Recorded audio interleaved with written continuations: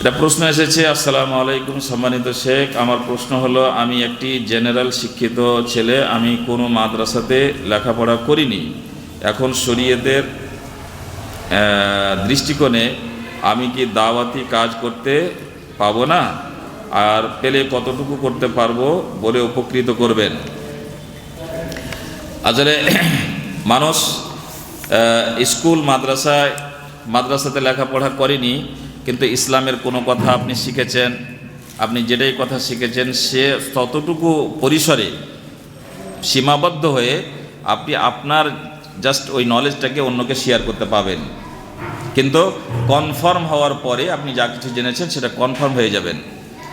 আপনার জানা কথাটা আপনি কোনো যদি ক্লিয়ার না হতে পারেন, তাহলে কোনো আলেমের কাছে জিজ্ঞাসা করে কনফার্ম হবেন এবং সেই কথাটা অন্যকে আপনি শেয়ার করতে পাবেন। খবরদার 2টা 5টা 10টা 20টা 25টা কথা জেনে নেওয়ার পরে মাথায় না উঠে যায় যে আমিও বিরাট বড় আলেম হয়ে গেছি, আমিও বহুত জ্ঞানী হয়ে গেছি, এবং জ্ঞানের চেয়ারে গিয়ে বসে গিয়ে হারাম করে বক্তব্য আর ফতোয়া দিতে আরম্ভ করি।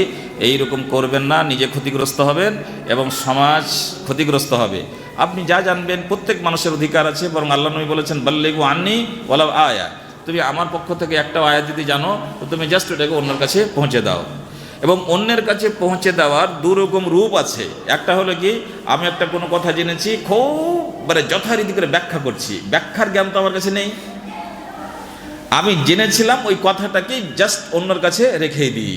সতর্কতার দাবি হচ্ছে এটা, আমি বিস্তারিত তার ব্যাখ্যা জানি না, আর আমি ব্যাখ্যা করতে কেন লাগলাম। অনেক মানুষ করছে কি, আবেগ হয়ে যায়। আমি 5টা কথা জেনে নিয়েছি, আমি স্কুলের ছেলে, তাও এই আয়াতের তাফসীর জানি, তখন আমার ভিতরে একটা আবেগ সৃষ্টি হয়, আর আবেগ সৃষ্টি হওয়ার পরে তো আমি ব্যাখ্যার উপরে ব্যাখ্যা মারি। তাহলে ব্যাখ্যাও করবেন না।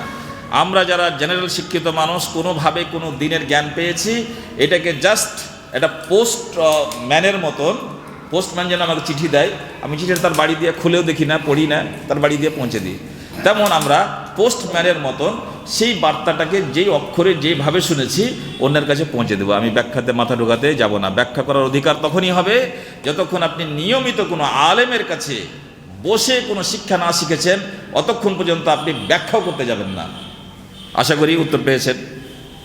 জি।